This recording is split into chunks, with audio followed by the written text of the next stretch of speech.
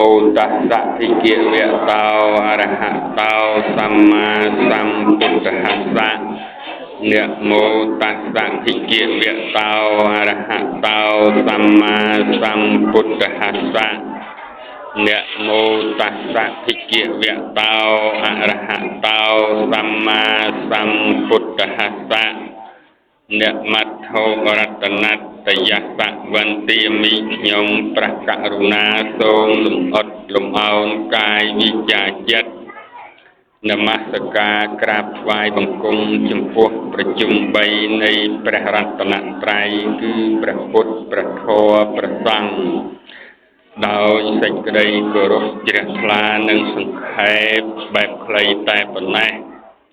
មួយលើកក៏សូមនមស្ការចំពោះព្រះករុណាម្ចាស់គ្រប់ព្រះអង្គដែលមានប្រវត្តិមាននៅលើគេហដ្ឋានថ្មីដែលប្រារព្ធឡើងក្នុងឱកាសនេះពេលនេះគឺលោកសង្ឃនិងអ្នកស្រីភើបានប្រារព្ធពិធីឡើងគេហដ្ឋានថ្មីក្នុងឱកាសនេះក៏បានរតនានិមន្តដល់ខ្ញុំព្រះករុណាអាត្មាភាពឲ្យជាអ្នកសម្ដែងនៅព្រះធម៌ទេសនាដើម្បីជាកិច្ចតបស្នងឆ្លងសទ្ធារបស់ម្ចាស់ដើមទានប្រធានដើមបុណ្យនិងញាតិញោមពុទ្ធបរិស័ទដែលបានអញ្ជើញមកចូលរួមក្នុងឱកាសនេះពេលនេះខ្ញុំព្រះករុណាអាត្មាភាពនឹងសម្ដែងនៅព្រះធម៌ទេសនាទៅតាមលំដាប់លំដោយប្រសិនបើខ្ញុំគណៈអាត្មាភាពលើកឡើងនៅបញ្ហាធម៌មកសម្ដែងទៅហើយក្រែងមិនគប់ប្រតិមិនគប់ចិត្តនៃបកណ្ណាគ្រប់ព្រះអង្គនិងញោមញាតិជាពុទ្ធបរិស័ទនិងម្ចាស់ដើមទានប្រធានដើមបុណ្យទេត្រង់នេះក៏សូមខន្តីអភ័យទោសដល់ខ្ញុំព្រះករុណាអាត្មាភាពជាអ្នកសម្ដែងនៅព្រះធម៌ទេសនានេះឱកាសនេះផងខ្ញុំព្រះករុណាអាត្មាភាពនឹងសម្ដែងទៅតាមសមត្ថភាពនៃការហើយចឹងនៅក្នុងឱកាសនេះកម្មវិធីប្រារព្ធឡើងគឺឡើងផ្ទះឡើងគេហដ្ឋានថ្មីអញ្ចឹងការដែលយើងត្រូវប្រារព្ធពិធីឡើងផ្ទះឡើងគេហដ្ឋានថ្មីនេះក៏ព្រោះតែការដែលយើងខំប្រឹងប្រែង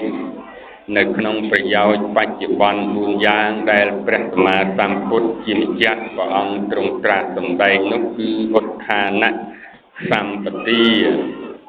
ដល់ព្រមដោយសេចក្តីព្យាយាមអរហៈសម្បទាដល់ព្រមដោយការរក្សាកល្យាណមិត្តតាភាពជាអ្នកមានមិត្តសម្លាញ់ល្អសមគ្គីមិតាភាពនៃបុគ្គលដែលចិញ្ចឹមជីវិតស្មើអញ្ចឹងនៅក្នុងប្រយោជន៍ទាំង4យ៉ាងនេះកាលបើក្រហោះបានបំពេញបានព្យាយាមធ្វើឲ្យមានឡើងនៅក្នុងខណ្ឌកណ្ដាលរបស់ខ្លួនហើយក៏រមែងខំប្រឹងប្រែងទី1ឧទ្ធានសម្បទាជាសេចក្តីជាភាសាបាលីដែលព្រះសម្មាសម្ពុទ្ធត្រាស់សម្ដែងនឹងប្រែជាភាសាខ្មែរឡើងថាក្រោកឡើងចាត់ចែងការងារឧទ្ធាននឹងប្រែថាព្យាយាមក្រោកឡើងគឺចាត់ចែងការងារអញ្ចឹងសេចក្តីនេះកាលបើយើងចាត់ចែងការងារដោយសេចក្តីព្យាយាមក្នុងបច្ចុប្បន្នការងារទាំងឡាយក៏នឹងសម្រេចបានទៅតាមការដែលយើងខំប្រឹងប្រែងព្យាយាមនោះកាលបើយើងប្រឹងប្រែងរកទ្រព្យរកសម្បត្តិបានមានមកហើយនឹងព្រះអង្គទ្រង់ត្រាស់សម្ដែងថារខសម្បទានឹងឲ្យខំរក្សាទុកនៅទ្រព្យសម្បត្តិដែលរកបានមកហើយដោយសេចក្តីព្យាយាមមិនឲ្យអន្តរាយទៅដោយប្រការណាមួយអញ្ចឹងនៅក្នុងការរក្សានៅទ្រព្យសម្បត្តិនេះគឺព្រះសម្មាសម្ពុទ្ធព្រះអង្គត្រាស់សម្ដែងថាឲ្យយើងចេះបែងចែកនៅទ្រព្យសម្បត្តិដែលខំប្រឹងប្រែងរកបានមកហើយក៏បីប្រើប្រាស់ដោយស្ថាន5យ៉ាងទី1ទំនុកបំរុងចិញ្ចឹមខ្លួនមេត្តាបិតាបុត្រភរិយាទានកម្មករឲ្យជាសុខទី2ចិញ្ចឹមមិត្តសម្លាញ់ឲ្យជាសុខទី3បំបត្តិអន្តរាយដែលកើតពីហេតុផ្សេងទី4 vừa bẩn lý pram giang cứ nhiệt tệ bẩn lý sầm cột nhiệt thể tệ bẩn lý tận tu nhiều bom cọp bên tặng bẩn lý vừa môn một chút của ta đal một quân là chạy than được căn bạc lục hàng một hơi riêng chuyện bẩn lý vài xuôi xa co chỉ làm đal mình chặt thành đây ban thì cái đấy thằng bằng quân tê và ta bẩn lý ca để dương bằng pin nơi bôn nơi của sang na thì người hái gặp bây giờ tích hal tích của sang lên chung đòi áp của phút tê và đá từng lại phong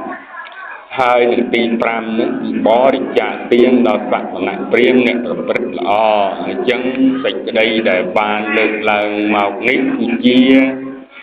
ca chỉ châm chỉ vết ca bay chay nơi trọt sầm bát ca pra pra nơi trọt sầm bát rồi bọt họ ca bờ ban pra pra dạng nít rồi mấy ban đầy sọc đông rùm nia nơi nông cửu sa mùi vinh tiết Prasma Samput và ông tra sầm đầy hà sạch đầy sọc rồi bọt rồi họ nít miền buồn giang tì mũi cứ sọc ca mong pi ca miền trọt nhiệt dung bột bò đi sạch từ lái có đằng hơi thả cà miền trọp cứ chỉ sọc muối đập cà phê và ắt trọp ắt sầm bát ắt nuôi ắt cà tế có mình nghĩ nâng bàn sọc tê nè cà ba chục bẹ kê tràn phê ắt miền ấy sòng kê có mấy rốt chảo tróc rốt chảo rác lạc hơi nè chân nhiệt dung bột bò đi sạch đằng hơi thả sọc ca mong pi ca miền trọp sầm bát nâng cứ chỉ sọc muối đập cà phêแต่ตกมวยเตี้ยประสมาสัมพุทธราสันใดมาตั้งทาตกการปีกาใจตรวบบริโภคการใจตรวบบริโภคนั้นโดยเลือกหลังทางดามันจังการปราบปรามในภูกตรวบโดยประธานปรามยานั้นการยืนใจตรวบบริโภคคือมันตะบัดตะเบียนเปกมันเคียดเคียเปกแต่นั้นคือเจียการใจเวียในตรวบสมบัติการบยืมเมียนตรวจสมบัติให้ใจยีตรวจสมบัติบริโภคปราบปรามนั้นจิตตกตีปีดอกตกตีใบนั้นตกการมองปีการมันจึงเปียกบำนรเกการใบจึงเปียกบำนรเกเด็กก็มันลุกบักก็มันละเฮ้ยนาลูกวัลแต่มันไม่รำนึกติดเปียกทีเดียวในตอนนั้นแค่นิดเตยบังกาแค่นิดเตยบังเดิมนะยังวัลกิดอารามยังวิอัดเมียนบานตกไอเต้ยังการได้ยังอัดจุ่มเปียบำนรเกนที่จิตตกมุ้ยดอกไปดอกดำดอกตกตีบัวนั้นตกเกิดมองปีกาประกอบการเงียบปราศจากตูการได้ยังประกอบการเงียบปราศจากตูนี้ก็เจียสิกได้ตกมุ้ยได้ให้พระสมมาสัมพุทธตรัสได้ในนงยังกลัวละโซนั้นก็แต่เจียมยังกลัวมุ้ยดอกดำอันวัดเจียนิกรรมมานิเอตามเลี้ยงเกิดละมดตะมังการเงียถึงลายได้เหมือนเมียนโตเจียมกลัวดอกดำยังตกการมองปีการได้ประกอบการเงียปราศจากโตบางสิ่งในการเงียได้ยืนเบื้องวิมันครบหนึ่งฉบับรัฐพ้องให้ก็วิมันครบหนึ่งฉบับพระพุทธศาสนาพ้องในจังการเงียนั้นที่จิการเงียประเพยได้ประสมาสัมพุทธะสัมมากรรมันเต้าการเงียประเพยคือวิจากายตุจริตใบกายตุจริตใบเมียนไอคลาสเมียนสำลับเมียนลูดเมียนประคบขนมการจิดาในการเงียประเพยในขนมสิกได้ในสิกได้กับระบบกระหอบนี้เมียนยุงพุทธบริษัทก็บานเจียบให้ทางยืงถึงหลายถึงออกนี่แต่การมาเฮยนั้นคือใจแต่ปัจนาจังบ้านแต่สิได้ซอกกรุบกรุบนี่อัดเบียนปีนามุจังบ้านสิได้ตกเตจังบ้านสิได้ซอกแต่ประพฤตินำเพื่อนำเอาบ้านซอกกับบ้านตกเตจังบ้านสิได้ซอกกับปันแต่การประพฤติว่ายืงเบียมันนำเอาในสิได้ซอกกับบ้านในสิได้ตกสิได้ลงบ้านเตกับปันแต่ตำรงในสันดานในเจ็ดในพุทธบริษัทถึงหลายกรุบกรุบกรุบเนี่ยนั้นก็จะไม่ได้ปัจนาจังบ้านได้ติดได้ซอกกรุบกรุบนี่อัดเมียนบุคคลนะจังบ้านติดได้ตกติดได้ลำบากโยมดักครูนเต้ก็ปันแต่ติดได้ซอกก็ได้ติดได้ตกก็ได้เวียมันเม้นสำหรับพอลเจงมาปียืงปัจนาให้รับแต่บ้านหนึ่งเต้ nè mình men sầm rách phật trên mầm pi dịch cái đây Phật na hỡi sắp tại bàn đôi đèo với để riêng Phật na nó có tê mùi hạt ấy bàn thai cho pro tha dịch cái đây sốc viêm men dương đất thúc bè ban vò co sông người bàn sốc có sắp tại bàn sốc đất thúc bè ban sông vò co thật sông người bàn sốc có sắp tại bàn sốc nó có ọt đài cho dịch cái đây sốc nó cả mầm pi ấy thà cả mầm pi ca để dương không prang prai bạc để bát không prang prai bạc để bát đôi chỉ nông chỉ bắp crom lục thà nịch chỉ bắp cromประđám tu miền nhẹ phong pra ao đồng tôn của bay miền chỉ cố pra nhà bồn phong cả mầm pi ca pra để bát cho dịch cái đây sốc để dương bát na cục ní rồi mấy chọn ban là dịch đây sốcព្រះសម្មាសម្ពុទ្ធត្រាស់សម្ដែងថាសុខោវិបាកោបញ្ញាណាផលរបស់បុណ្យរមែងនាំមកនៅសេចក្តីសុខនិងសេចក្តីសុខកើតចេញមកអំពីផលរបស់បុណ្យណាអញ្ចឹងសេចក្តីទុក្ខវាកើតចេញពីថាកើតចេញពីផលរបស់បាបណាអញ្ចឹងទុក្ខហើយនឹងទុក្ខនឹងវាជាគូនឹងគ្នាបាបនិងបុណ្យក៏វាជាគូនឹងគ្នាអញ្ចឹងសេចក្តីនេះញាតិញោមពុទ្ធបរិស័ទខ្លឹងខ្លែងពិចារណាទៅថាអាត្មាលើកឡើងខាងដើមមកថាហេតុអីថាយើងប្រាថ្នាថាមិនចង់បានទុកវាបានទុកប្រាថ្នាថាចង់បានទុកវាបានទុកមិនប្រាថ្នាចង់បានទុកវាបានទុកដែរថាទាំងអស់នេះវាសម្រេចមកអំពីបុណ្យពីកុសលរបស់យើងពីខាងដើមមកដូចជាក្នុងរូបរាងកាយរបស់យើងនេះណាញាតិញោមពុទ្ធបរិស័ទទាំងឡាយអត់មានប្រាថ្នាថាចង់បានចាស់ទេអត់មានប្រាថ្នាថាចង់បានឈឺទេអត់មានប្រាថ្នាថាចង់បាននៅទីស្លាប់ទេណាហើយជាប្រាថ្នាចង់បានតែចង់បានវ័យនឹងឲ្យនៅក្មេងចង់បានអាយុនឹងឲ្យនៅយឺនយូរវែងឆ្ងាយចង់បាននឹងសពគ្រប់ក៏ប៉ុន្តែបានឬមិនបានសម្រេចទៅលើកម្មហើយនឹងផលរបស់កម្មជាអ្នកសម្រេចណាអញ្ចឹងសេចក្តីប្រាថ្នារបស់បុគ្គលក្នុងលោកដែលបានដោយកម្រហ្នឹងព្រះសម្មាសម្ពុទ្ធត្រាស់សម្ដែង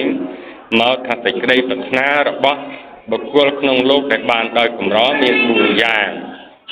ណាយ៉ាងទី1សូមអាត្មាអញនេះមានសេចក្តីសុខណាមានទ្រព្យសម្បត្តិយ៉ាងទី2ថាសូមឲ្យមានទ្រព្យសម្បត្តិដល់ខ្លួនឯងនិងញាតិរបស់អាត្មាឯងយ៉ាងទី3នឹងសូមអាត្មាអញនឹងមានអាយុវែងយ៉ាងទី4នឹង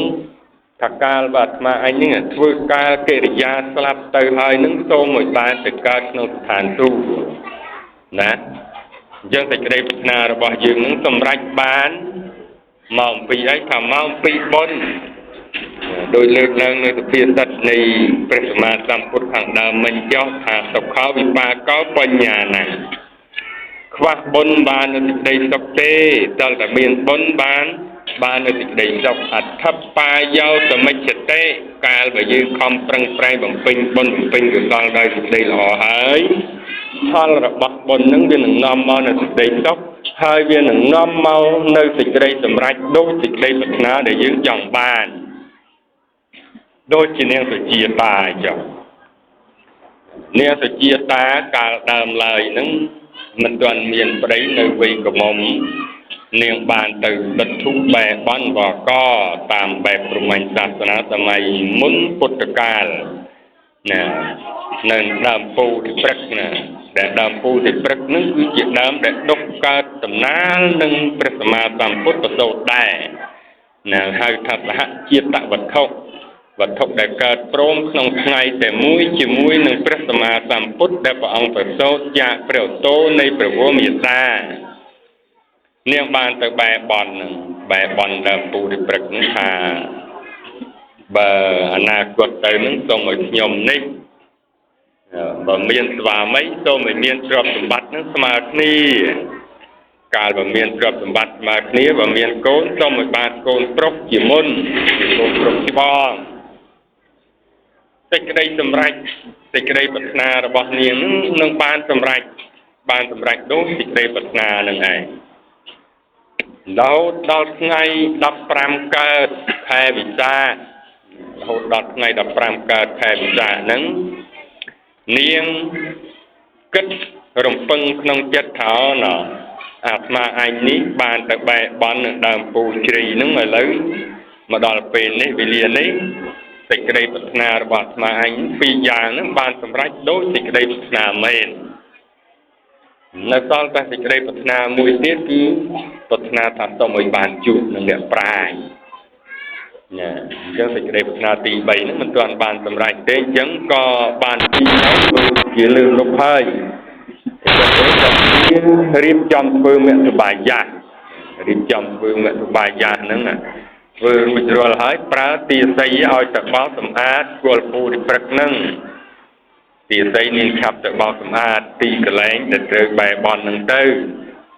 ទាស័យហ្នឹងក៏ព្រលឹមស្រាងឡើងរលះរលាំងកាន់បោកកាន់ជាប់ទៅជីកទៅជំរះលុបផ្លុកកលុកឲ្យនៅចិត្តក្បែរហ្នឹងទៅមិនទាន់បានដល់ផងព្រះសម្មាសម្ពុទ្ធដែលព្រះអង្គក្នុងថ្ងៃពេញបូរមីនៃខែវិសាខហ្នឹងបានស្ដេចយាងចូលទៅគង់ក្រោមម្លប់ពោធិព្រឹក្សហ្នឹងមានព្រះពលឺហ្នឹងចេញពីប្រវរកាយនៃព្រះអង្គបណ្ដាលឲ្យនាងទាស័យហ្នឹងយល់ឃើញថាទេវតានឹងចុះមកចាំទទួលបលីការអំពីនាងសុជាតាអញ្ចឹងបានបោសបានសម្អាតទៅមិត្តក្តឹងរលះរលាំងមកប្រាប់ជាវាយវិញថាបបិទ្ធនាងម្ចាស់ឥឡូវហ្នឹងទេវតាហ្នឹងចុះមកចាំទទួលនៅបលីការរបស់នាងហើយអង្គុយនៅក្រោមដើមពោធិ៍ហ្នឹងឯងមានពលឺចេញពីប្រកាយហ្នឹងភ្លឺល្អល្អណាស់សាច់សម្រស់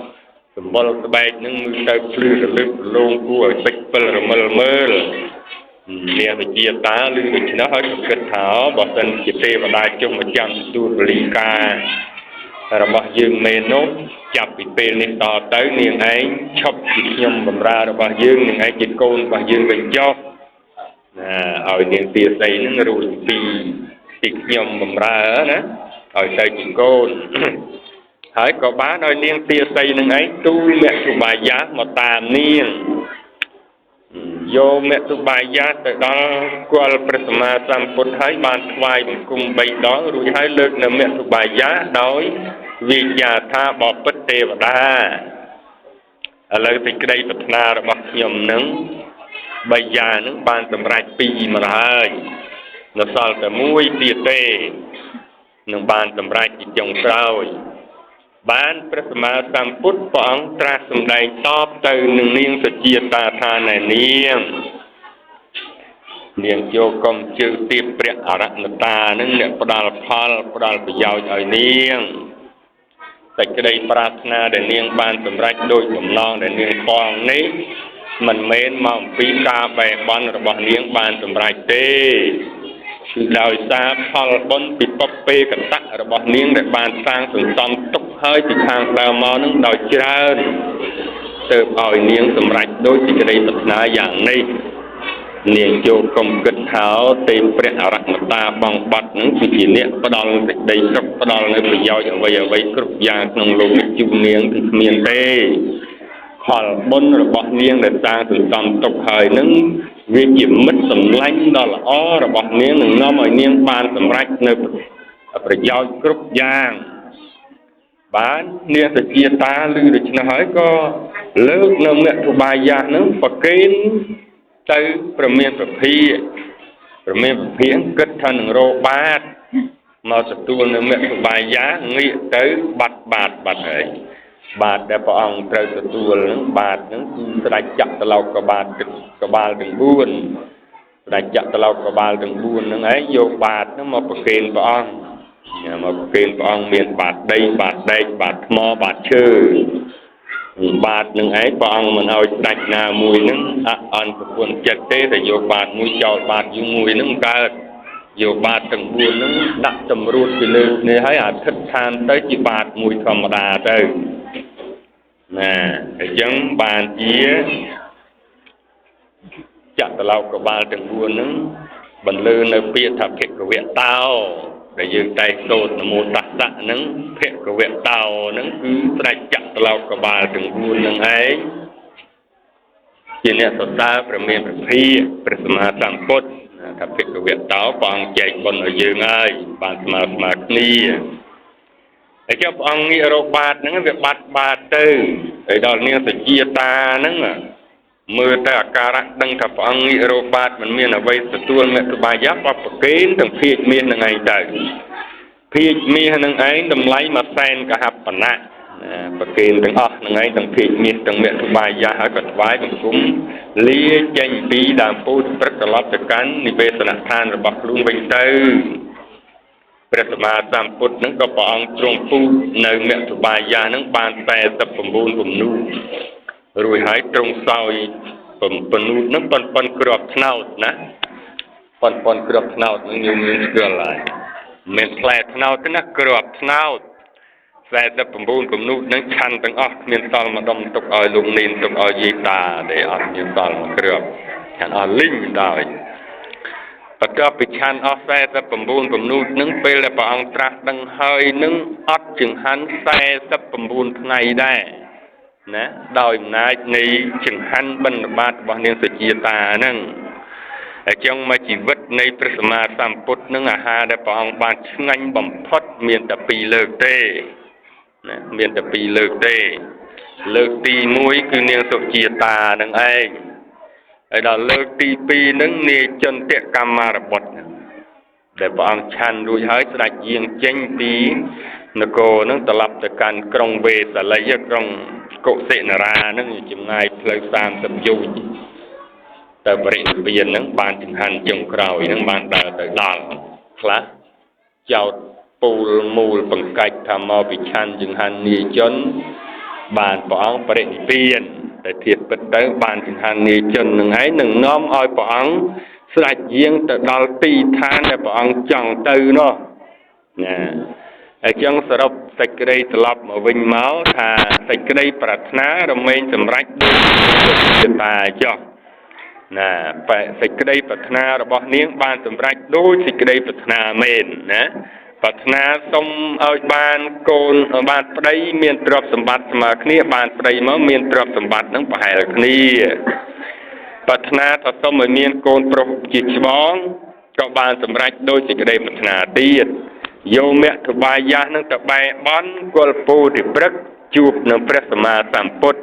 ហើយព្រះសម្មាសម្ពុទ្ធនឹងជាអ្នកប្រាជ្ញឬក៏ជាអ្នកខ្លៅណាញោមទាំងអស់គ្នាព្រះពុទ្ធនឹងអ្នកប្រាជ្ញក៏អ្នកខ្លៅអ្នកប្រាជ្ញព្រះពុទ្ធនឹងគឺជាស្ដេចនៃអ្នកប្រាជ្ញព្រះមហាមុនីមហាប្រាជ្ញធំអត់មានណានឹងប្រាជ្ញស្មើដោយព្រះសម្មាសម្ពុទ្ធនឹងអត់មានទេព្រះអង្គដឹងសត្វដឹងគ្រប់ដែលហៅថាសត្វពាញិតបញ្ញាណណាអញ្ចឹងសរុបសេចក្តីត្រឡប់មកគោលធម៌របស់យើងខាងដើមវិញឧទ្ធានសម្បទាដល់ព្រមដោយសេចក្តីព្យាយាមអរខសម្បទាដល់ព្រមដោយការរក្សាកល្យាណមិត្តតាដល់ព្រមដោយការដែលយើងមានមិត្តតម្លាញ់ល្អហើយមិនតែគប់នៅមិត្តអាក្រក់មិត្តអាក្រក់គឺមិត្តហៅថាបាបមិត្តតែងនាំយើងឲ្យប្រព្រឹត្តនៅអំពើអបាយមុខទាំងឡាយ4មានអដ្ឋិធត្តៈលេងស្រីសរាធត្តៈលេងស្រាអខធត្តៈលេងលបែងភ្នល់លបែងស៊ីសមបាបមិត្តខ្សែគប់មនុស្សអាក្រក់ធ្វើជាមិត្តហើយដល់កល្យាណមិត្តតែងនាំយើងទៅរកប្រយោជន៍ទៅរកនូវសេចក្តីសុខចម្រុងចម្រើននៅក្នុងជីវិតប្រចាំថ្ងៃដល់ទី4សមជីវិតាការចិញ្ចឹមជីវិតស្មើមិនត្បិតត្បៀតពេកមិនខ្ជិះខ្ជាយពេកណាការចិញ្ចឹមជីវិតនឹងស្មើនឹងគឺជាកិច្ចការមួយដែលល្អប្រពៃព្រះសម្មាសម្ពុទ្ធថាយើងក៏បីតាំងខ្លួនទុកដោយល្អណាអត្តសមាបណៃធិកិរិយាតម្កល់ខ្លួនដោយល្អជាមង្គលដល់ដំណាអញ្ចឹងនៅក្នុងបរាភវសូត្រព្រះអង្គត្រាស់សម្ដែងថាបរោះតាំងស្រីអ្នកលេងខ្ជិះខ្ជាយឬស្រីទាំងឡាយតាំងបរោះនោះដែលជាអ្នកលេងខ្ជិះខ្ជាយដូច្នោះអំពើទាំងនោះនាំឲ្យវិនាសណាកាលបើយើងតាំងខ្លួនមិនល្អតាំងអ្នកដែលគ្រប់គ្រងគេហដ្ឋាននឹងមិនល្អទេគេហដ្ឋាននឹងនឹងទៅជាអន្តរាយទៅវិញនៅពេលខាងមុខដោយហេតុ4យ៉ាងណាដែលព្រះសម្មាសម្ពុទ្ធត្រាស់សម្ដែងមកថាត្រត់គោលស្ដុកស្ដំដែលតាំងនៅយូរមិនបានព្រោះហេតុ4យ៉ាងទី1មិនស្វែងរករបស់ដែលបាត់ទៅហើយ Yang tipi mencucul rebah de kram kri de ai pra ban cucul de pra to de tiet ban yang ti bay mình đăngประมาณក្នុងការចាយប្រើទ្រព្យធនយ៉ាងទី4ដូចលើកឡើងខាងដើមមិនយកតាំងបរោះឬស្ត្រីអ្នកលេងខៀតខ្ជាយនឹងឲ្យជាមេផ្ទះកាលបើដូច្នោះតកូលនោះក៏នឹងតាំងនៅយូរមិនបានទេតកូលដែលតាំងនៅរឹងមាំយូរវែងទៅគឺតកូលដែលកាលបើបាត់របស់ឲ្យតែងស្វះស្វែងរកអស់ពីលទ្ធភាពរបស់ដែលចាស់ក្រំគ្រាហើយជួសជុលប្រើប្រាស់ជាបន្តដឹងប្រមាណក្នុងការចាយប្រើទ្រព្យធនតាំងបរោះឬស្ត្រីដែលជាអ្នកពិតប្រកបក្នុងកិច្ចការងារឲ្យជាមេផ្ទះនឹងតកូលនឹងក៏រមែងស្រុកស្លំតាំងនៅគង់វងបាន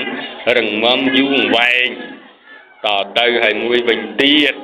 ស្មារតីខ្ញុំកណ្ណាក៏សូមលើកឡើងពីសង្ឃហធម៌ដែលត្រូវសង្គ្រោះដល់គ្នានឹងគ្នារវាងស្វាមីហើយនិងភរិយាស្វាមីនិងភរិយានឹងនៅក្នុងមង្គលសូត្រក៏ព្រះអង្គស្វាធ្យាយពីល្ងាចមិញនឹងញាតិពុទ្ធបរិស័ទបានស្ដាប់ក៏បានដឹងហើយថាបតតិរសៈសង្ឃហោណាកិរិយាទំនុកបំរុងនៅបុត្រនិងភរិយាជាមង្គលដ៏ឧត្តមណាស្វាមីនឹងគឺមានកតបកិច្ចដោយគោលធម៌5យ៉ាងសមាននីយៈរាប់អានលើកមុខថាជាភរិយាអវិមាននីយៈមិនមើលងាយអនតិចរិយាយៈមិនប្រព្រឹត្តកន្លងចិត្តគឺមិនក្បត់ចិត្តភរិយាណាមិនក្បត់ចិត្តភរិយាអលង្ការានុបទាននេនៈឲ្យគ្រឿងនៅគ្រឿងអភរណៈគ្រឿងអលង្ការសម្រាប់តែងខ្លួនអ៊ីសរិយវុសកេអ្នកបកុលធរៈជាធំក្នុងផ្ទះឲ្យនឹងគឺជាកតបកិច្ចរបស់ស្វាមីដែលត្រូវទំនុកបំរុងដល់ភរិយាហើយភរិយានឹងក៏មានតួនាទីទំនុកបំរុងដល់ស្វាមីនឹង5យ៉ាងដូចគ្នាទៅវិញទៅមកហ្នឹងណាគឺថាកិច្ចការរបស់ភរិយាជាមេផ្ទះផងចិញ្ចឹមកូនចិញ្ចឹមចៅនឹងក៏ជាកតបកិច្ចរបស់ស្វាមីភរិយាបច្ចុប្បន្នកាលគេហៅស្អីគេហៅ gender មិនណាស្មានទៅចេះទេភាសាគេណាអញ្ចឹងកតបកិច្ចភរិយានឹងក៏មាន5យ៉ាងដូចជាស្វាមីដែរណាទី1ខាងស្វាមីថារាប់អានលើកមុខទៅជាភរិយាទី2មិនមើលងាយទី3មិនក្បត់ចិត្តអញ្ចឹងតែក្តីនឹងអលំទៅគ្នាហ្នឹងភរិយាដែលត្រូវបដិបត្តិដល់ស្វាមីនឹងគឺថាចាត់ចែងការងារក្នុងផ្ទះដោយល្អទំនុកបំរុងញាតិខាងស្វាមីដោយល្អមិនប្រព្រឹត្តកន្លងចិត្តស្វាមីមិនក្បត់ចិត្តប្តីរក្សាទ្រព្យដែលស្វាមីរកបានមកឧស្សាហ៍មិនខ្ជិលក្នុងកិច្ចការទាំងពួងនេះគឺជាកតបកិច្ចទួនាទីរបស់ភរិយាដែលត្រូវប្រតិបត្តិមកតបមកស្វាមីវិញកិច្ចការងាររបស់មេដាបិតានិងបុត្រធីតាដែលត្រូវទំនុកបំរុងសង្គ្រោះទំនុកបំរុងដល់គ្នានឹងគ្នាទៅវិញទៅមកក៏មាន5យ៉ាងដូចគ្នាដែរហាមកូនប្រុសហាមកូនស្រីមិនឲ្យប្រព្រឹត្តធ្វើនៅអំពើអាក្រក់ឲ្យកូនស្រីតាំងនៅក្នុងសេចក្តីល្អឲ្យកូនប្រុសស្រីបានសិក្សារៀនសូត្រសិលសាស្ត្រ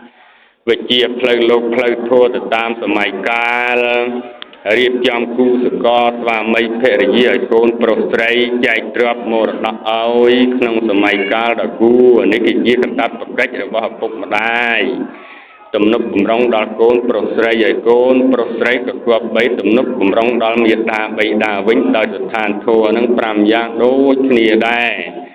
ទី1មាតាបិតានឹងគាត់បានចិញ្ចឹមបីបាច់ថែរក្សាយើងជាកូនប្រុសស្រីរួចមកហើយយើងជាកូនប្រុសស្រីនឹងក៏គួរគប្បីចិញ្ចឹមមាតាបិតាវិញ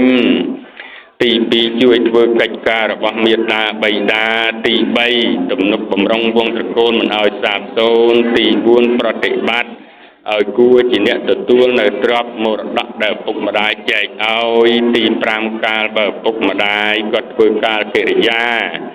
លាចាកលោកនេះទៅកាន់ប្រាក់លោកខាងមុខហើយនឹងកូនប្រុសស្រីទាំងឡាយនឹងគប្បីធ្វើបុណ្យតេកេណានុបទានឧទ្ទិសកុសលផលបុណ្យនឹងជូនដល់ឪពុកម្ដាយផងនេះគឺជាអនុសាសន៍ សនៈចុងក្រោយរបស់ខ្ញុំបករណាអាត្មាភាពណាប្រហែលជាចុងក្រោយហើយធម្មទេសនានេះគឺជាទេសនាចុងក្រោយបំផុតតាមសមានមើលទៅណាបើបករណាសម្ដេចតាព្រះអង្គថាលាហើយកម្ពុជាលាហើយកម្ពុជានឹងគឺជាបទចម្រៀងនៃបកូណាម្ចាស់ជីវិតដែលព្រះអង្គបានសោយព្រះទីវង្គតពីលោកនេះទៅកាន់ប្រលោកខាងមុខហើយវាក៏ប៉ុន្តែដល់ពេលអាត្មាវិញលាហើយញោមទាំងឡាយណាប៉ុណ្ណឹងហើយបានហើយខ្ញុំសូមអនុមោទនាមុននឹងបញ្ចប់សូមបូកប្រមូលនៅកងការកុសលដែលកើតពីការដែលយមញាតិពុទ្ធបរិស័ទត្រង់ត្រាប់ស្ដាប់នៅពធទេសនាដោយយកចិត្តទុកដាក់បុណ្យកុសលទាំងអស់នេះសូមបូកប្រមូលរំលឹកជូនដល់ទៅអស់ពពុទ្ធទេវតាដែលថែរក្សានៅលោកធាតុទាំងមូលនេះសូមឲ្យអស់ពពុទ្ធទេវតាទាំងនោះបានសោយសុខនៅក្នុងសុគតិភពជាងវែងតទៅមួយវិញទៀតក៏សូមឧទ្ទិសកងការកុសលនេះជូនដល់បុព្វការីជននៃញោមញាតិពុទ្ធបរិស័ទទាំងឡាយដែលបានធ្វើការកិរិយាទៅកាន់ប្រាក់លោកខាងមុខហើយសូមអនុមោទនាត្រេកអរនៅបុណ្យកុសលដែលលោកសង្ឃហើយនិងអ្នកស្រីភើរួមទាំងមេត្តាបិតាបងប្រុសប្អូនស្រីណាយ៉ាងណាដែលជាញាតិទាំងអស់នឹងបានបំពេញបុណ្យបំពេញកុសលនេះហើយសូមអនុមោទនាទទួលយកប្រៀបបីដូចជាខ្លួនបានធ្វើដោយផ្ទាល់ដៃមួយវិញទៀតក៏ទិដ្ឋកុសលជូនដល់បុព្វការីជនរបស់បកណាម្ចាស់គ្រប់ព្រះអង្គនិងញោមញាតិពុទ្ធបរិស័ទទាំងឡាយដែលបានជើញមកចូលរួមក្នុងពិធីនេះសូមឲ្យបុព្វការីជនទាំងនោះបានអនុមោទនាในចំណែកនៃបុណ្យកុសលនេះហើយសូមឲ្យបានទៅសោយសុខក្នុងសុគតិភពកំបីគ្រៀតឡើងមួយវិញទៀតក៏សូមប្រសិទ្ធិពរជ័យសិរីនឹងគល់វិបុលតុកមហាប្រសាគ្រប់យ៉ាងចូលមានដល់ម្ចាស់គេហដ្ឋានថ្មីទាំងពីរនិងកូនប្រុសកូនស្រីហើយនឹងអស់ញាតិញោមពុទ្ធបរិស័ទដែលបានជើញមកចូលរួមពិធីចិត្តទីឆ្ងាយនឹងសូមឲ្យមានសុខភាពនិងប្រសុខភាពនឹងល្អបរិបូរណ៍ទីធាយឺនយូរជាងរយព្រះប្រសាតរៀងទៅសូមអនុមោទនា